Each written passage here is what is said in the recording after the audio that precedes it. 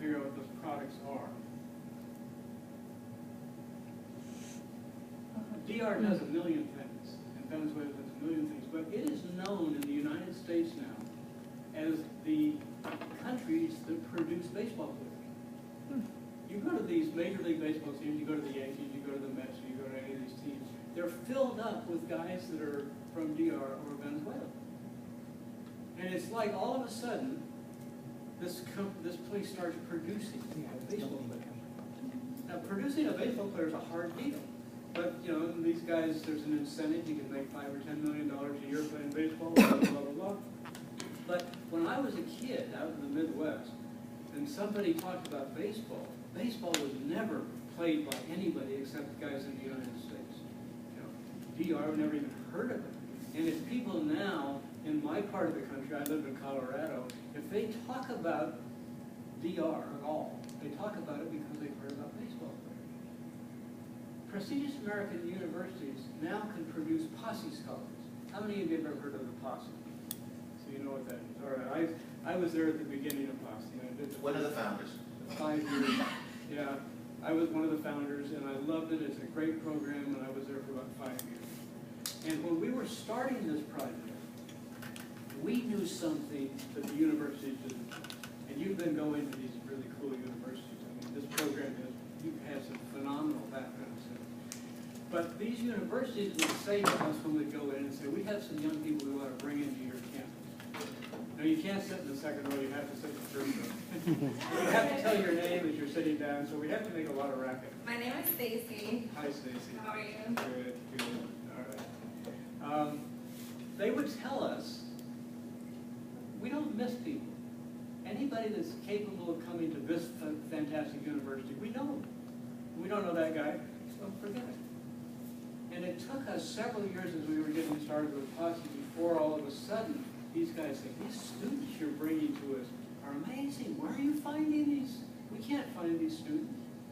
Well, they weren't looking. They didn't know how to look. They didn't know what they were looking for. They didn't know where to go. And we were sort of like the Gear Up or the Kevin of the world at that time. But the point was, all of a sudden these universities began to say, it's really to our advantage to have a posse, because it changes the communication on the campus. It opens up communication about issues in American politics and American urban life and stuff that we can't bring in. The normal kids we bring in don't have this experience. The posse kids are really articulate. I mean, you guys are obviously articulate. You're smart. You see things. You put things together. So all of a sudden, there are like something like 30 private colleges now that have posse. And they will have up to 40 scholars on a campus. So you get up to 1,500 or so going through this process every year. So the reason I'm putting this up,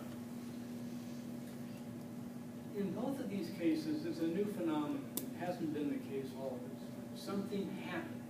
And what we're trying to talk about with you is, we think we're onto an idea now where something brand new can happen. And it can be so unexpected, it'll just catch everybody by surprise. And it will be built on the real experience of real people. It's not some big idea. Like when Kevin told me about Janice yesterday, we were having breakfast, he said, you know, she has already done this. We're just going to try to package the process so that we can do it over and over and over and over again, and there can be 1,000 Janices or 10,000 Janices. I picked up this magazine. I don't know if you read The Economist, you at least may be familiar with it. The reason I picked this one up is called Toward the End of Poverty. And there's really a projection in here that we are making progress as a human global community. We're actually reducing the number of people in poverty in a huge and pretty fast way. A lot of my work is in the United Nations. I think I told you that last time when I was around. And there's all these Millennium Development Goals that are aimed at reducing poverty and reducing hunger and all this kind of stuff.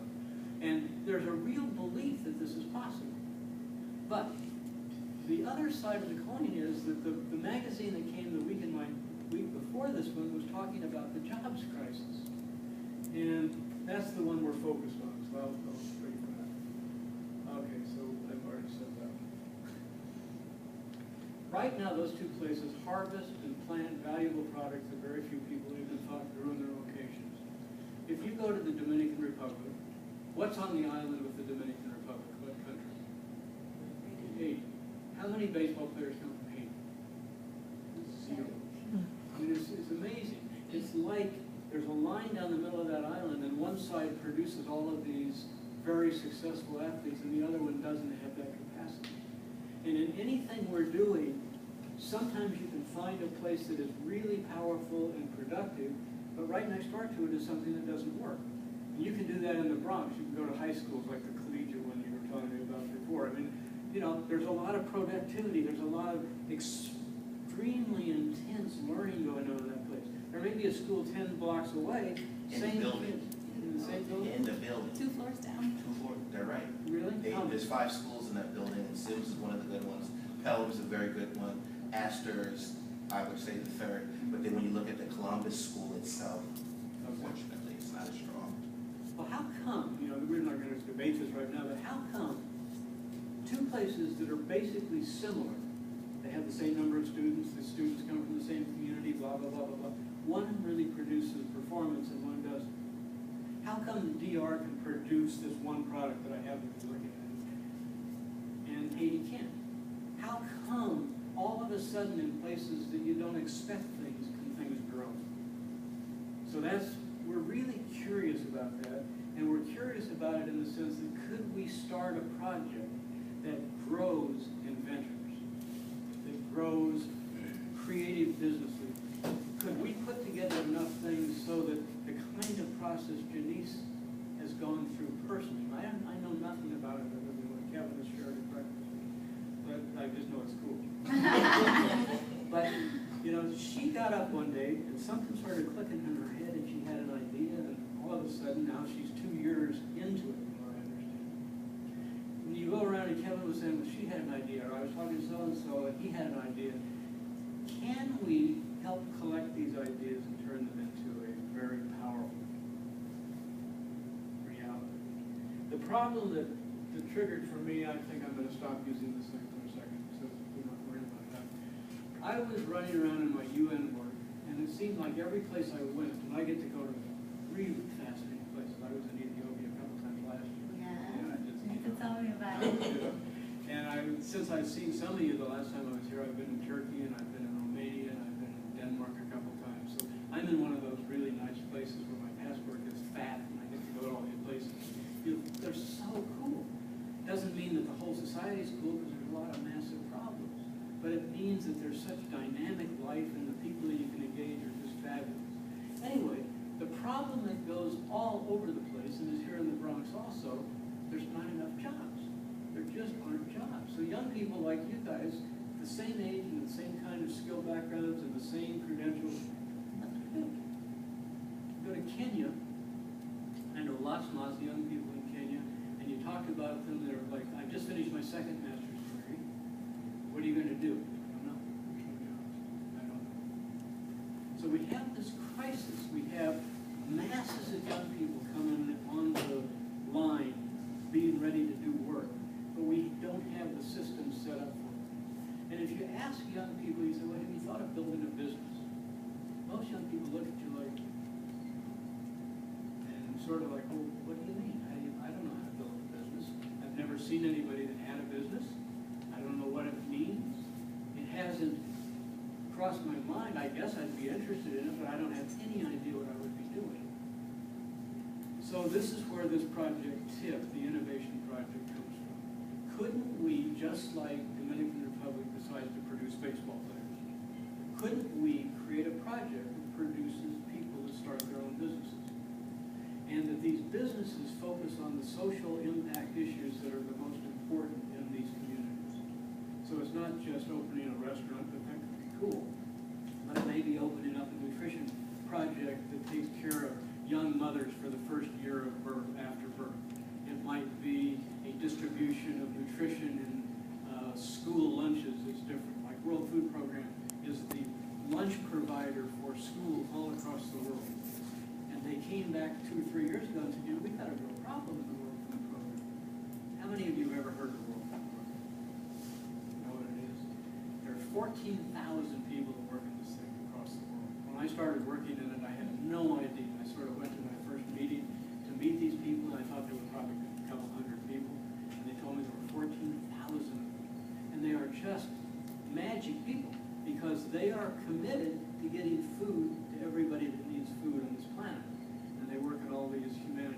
crises and these civil wars, and you know, it's tough stuff.